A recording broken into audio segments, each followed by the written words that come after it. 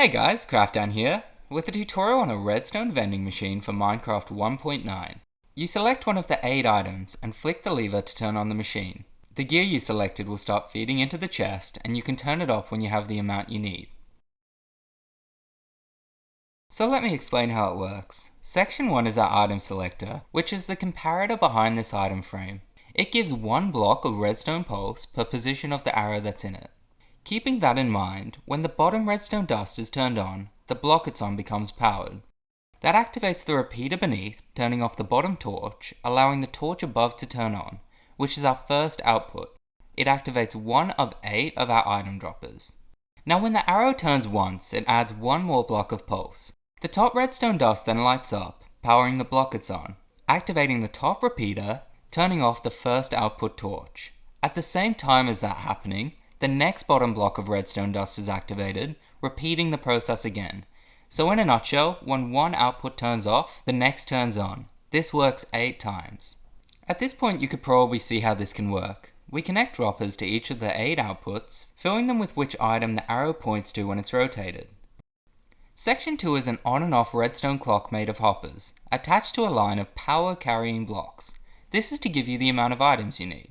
But once a hopper is powered, which is by our inverted lever here, it holds the item inside, stopping the pulse to the carry blocks, cutting power to the droppers altogether. So in a nutshell again, here is where you select the item, and the lever here turns on a redstone clock that extends the blocks which carries the pulse through to the droppers. All 8 droppers are connected to hoppers which carry the items inside down to the output chest. You then turn off the lever which de-extends the power carrying blocks, turning off the machine altogether. Now that's cleared up, let's get to the tutorial. Start by placing 8 blocks, with repeaters facing out from each of them. Place another 8 blocks above the repeaters, and put redstone dust on the top of both lines. Next make another line of 8 blocks, and place repeaters on the 3rd tick on top of each. And then place redstone torches on the back of each of those blocks. Then make another line above the torches, but make this line too wide. Place 8 more torches on the inside of the line, and repeaters facing out on the outside. Just over that line, place 8 sticky pistons with blocks on top, and then a lower line of 8 blocks beside them.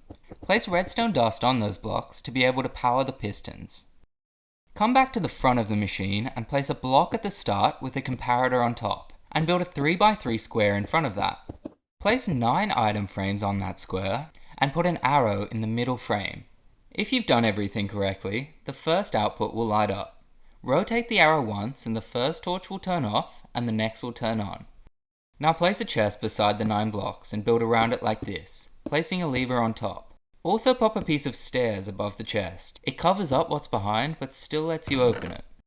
Now head back to the line that powers the back pistons, and above the redstone place 8 droppers facing up. Keep in mind that these are 2 separate sections. They are close to each other but not attached.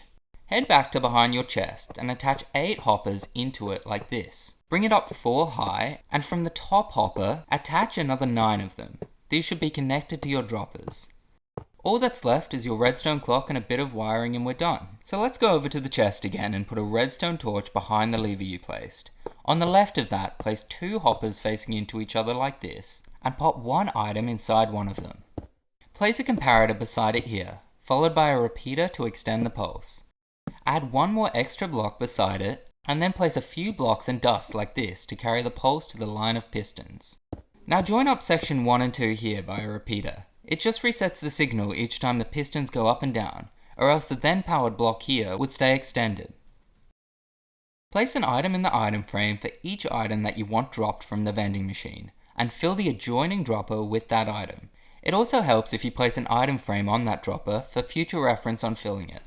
And there you have it, a redstone vending machine. I have to mention that the section 1 part of the machine has been done by a few different people before, but I've added a good few features to make mine unique, though the links to the original comparator designers will be in the description. I hope this tutorial was easy enough to understand. Leave a thumbs up if you enjoyed it, and head down and leave a comment on what would be best to put inside this vending machine for others. Happy New Year guys! Thanks for watching!